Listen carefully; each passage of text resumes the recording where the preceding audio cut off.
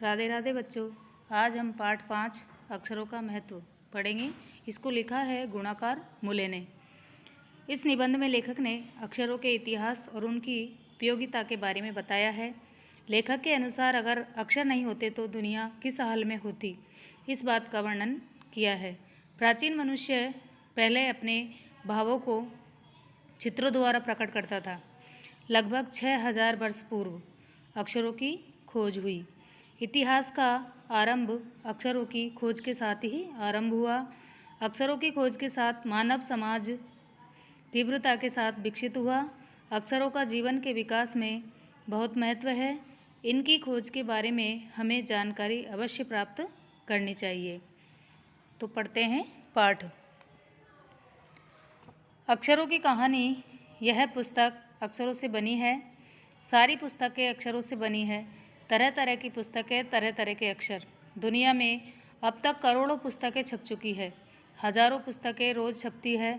तरह तरह के अक्षरों में हजारों की तादाद यानी संख्या में रोज ही समाचार पत्र छपते रहते हैं। इन सब के मूल में है अक्षर। हम कल्पना भी नहीं कर सकते कि यदि आदमी अक्षरों को नहीं जानता तो आज इस दुनिया का क्या हाल होता। कोई कह सकता है कि हम अक्षरों को अनादिकाल से जानते हैं। अक्षरों का ज्ञान हमें किसी ईश्वर से मिला है। पुराने ज़माने में लोग सचमुच ही सोचते थे कि अक्षरों की खोज ईश्वर ने की है, पर आज हम जानते हैं कि अक्षरों की खोज किसी ईश्वर ने नहीं बल्कि स्वयं आदमी ने की है। अब तो हम ये भी जानते हैं कि किन अक्षरों की खोज किस देश में किस समय हुई है। हमारी यह धरती लगभग 5 अरब साल पुरानी है। 2-3 अरब साल तक इस धरती पर किसी प्रकार के जीव जंतु नहीं थे। फिर करोड़ों साल तक केवल जानवरों और वनस्पतियों का ही इस धरती पर राज्य रहा। आदमी ने इस धरती पर करीब 5 लाख साल पहले जन्म लिया। धीरे धीरे उसका विकास हुआ। कोई 10,000 साल पहले आदमी ने गांवों को बसाना शुरू किया। वह खेती करने लगा। वह पत्थरों के औजारों का इस्तेमाल करता था। फिर उसने तांबे और कांसे के भी औजार बनाए। ये एक प्रकार की धातु होती है, तांबा और कांसी। प्रागैतिहासिक का अर्थ होता है इतिहास लिखने से पहले का समय। प्रागैतिहासिक मानव ने सबसे पहले चित्रों के जरिए अपने भाव व्यक्त किए, जैसे पशुओं, पक्षियों, आदमियों आदि के चित्र। इन चित्र संकेतों से बाद में भाव संकेत अस्तित्व में आए, जैसे एक छोटे वृत्त के चहुं और किरणों की द्योतक रेखाएं खींचने पर वह सूर्य का चित्र बन जाता था। बाद में यही चित्र ताप या धूप का द्योतक बन गया।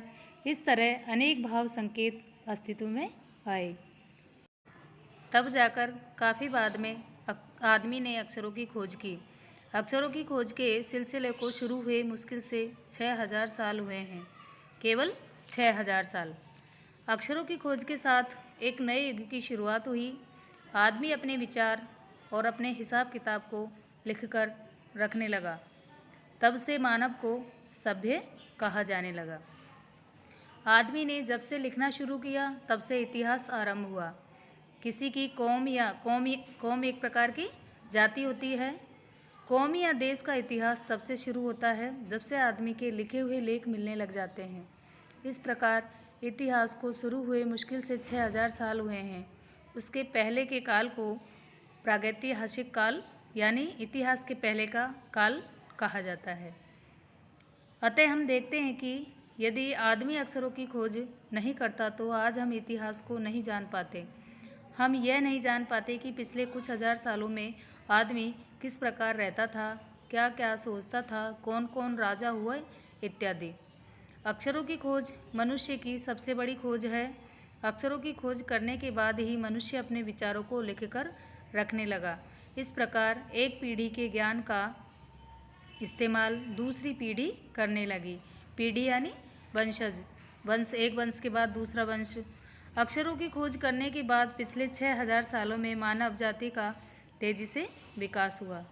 यह महत्व है अक्षरों का और उनसे बनी हुई लिपियों का। लिपि किसे कहते हैं? लिखने के ढंग को या भाषा के लिखित रूप को लिपि कहा जाता है। अतः हम सबको अक्षरों की कहानी मालूम होनी चाहिए।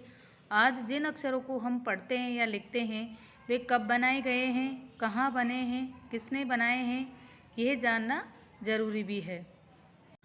अर्थात कवि के कहने का भाव है कि मनुष्य की सबसे बड़ी खोज अक्षरों की खोज है, क्योंकि इन्हीं अक्षरों के माध्यम से मनुष्य अपने मन के विचारों को लिखकर रखने लगा। इसी लेखन कला के माध्यम से ज्ञान का प्रसार एक पीढ़ी से दूसरी पीढ़ी में होने लगा। आज हम पिछली पीढ़ी के ज्ञान का उपयोग कर आगे बढ़ते जा रहे हैं। अतः हम कह सकते हैं कि पिछले 6000 साल में जब से अक्षरों की खोज हुई है, तब से हमारा विकास बहुत तेज़ी से हुआ है। यह अक्षरों तथा उनसे बनने वाली लिपियों के कारण संभव हुआ है। अतः हमें इनके बारे में पूर्ण ज्ञान होना चाहिए। हमें पता होना चाहिए कि जिन अक्षरों को हम पढ़ते लिखते हैं उन्हें कब, कहाँ और किसने बनाया है। अक्षरों के संबंध में ये सारी जानकारियाँ होना अत्यंत ज़रूरी है। आइए अब करते हैं इसके प्रश्न उत्तर। प्रश्न 1, पाठ में ऐसा क्यों कहा गया है कि अक्षरों के साथ एक नए युग की शुरुआत हुई? उत्तर देखिए, अक्षरों की खोज के साथ एक नए युग की शुरुआत हुई। अब आदमी अपने हिसाब किताब को लिखकर रखने लगा, जिससे वह सभ्य कहा जाने लगा। आदमी के लिखना आरंभ करने से ही इतिहास का आरंभ हुआ और एक पीढ़ी के विचार दूसरी पीढ़ी तक पहुंचने लगे। इसी के साथ विकास गति तेज हुई। इस प्रकार एक नए युग की शुरुआत हुई। प्रश्न 2, अक्षरों की खोज का सिलसिला कब और कैसे शुरू हुआ? पाठ के आधार पर बताइए। उत्तर देखिए, अक्षरों की खोज का सिलसिला लगभग 6000 वर्ष पहले शुरू हुआ। इससे पहले व्यक्ति चित्रों के द्वारा अपने भाव व्यक्त करता था, जैसे पशु पक्षियों, आदमियों के चित्र। बाद में भाव संकेत अस्तित्व में आए। इसके बाद अक्षरों की खोज हुई। प्रश्न 3, अक्षरों के ज्ञान से पहले मनुष्य अपनी बात को दूर दराज के इलाकों तक पहुंचाने के लिए किन किन माध्यमों का सहारा लेता था? उत्तर देखिए, मनुष्य अक्षरों की खोज करने से पहले अपने संदेशों को दूर दराज के इलाकों तक पहुंचाने के लिए चित्रों का सहारा लेता था। वह पशु पक्षियों, आदमियों तथा अन्य वस्तुओं के चित्र बनाकर अपनी बात दूर दूर के इलाकों में पहुंचाता था। बाद में इन चित्रों ने भाव संकेतों का रूप ले लिया और मनुष्य इनके माध्यम से अपनी बात पहुंचाने लगा। ये तीनों प्रश्न पाठ में निबंध से वाले थे। अब निबंध से आगे वाला एक प्रश्न करते हैं। अक्षरों के महत्व की तरह ध्वनि के महत्व के बारे में जितना जानते हो लिखिए।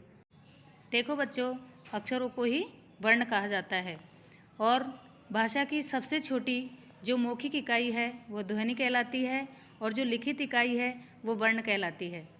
उत्तर देखिए इसका, अक्षरों द्वारा लिखकर अपने भाव व्यक्त किए जाते हैं और ध्वनियों द्वारा बोलकर। मैंने बताया तुमको कि सबसे छोटी इकाई जो हम बोलकर प्रकट करते हैं वो ध्वनि कहलाती है और लिखकर जो प्रकट करते हैं वो वर्ण या अक्षर कहलाती है। अक्षर और ध्वनि भाषा के दोनों रूपों, लिखित और मौखिक भाषा के मुख्य आधार स्तंभ है। अक्षरों के बिना लिखा नहीं जा सकता और ध्वनि के बिना बोला नहीं जा सकता। कान से सुनी गई प्रत्येक आवाज़ ध्वनि कहलाती है। अपनी भाषा की सार्थक ध्वनियों के उच्चारण द्वारा ही हम अपना भाव प्रकट करते हैं। इसलिए अक्षरों के समान ही ध्वनियाँ महत्वपूर्ण होती है।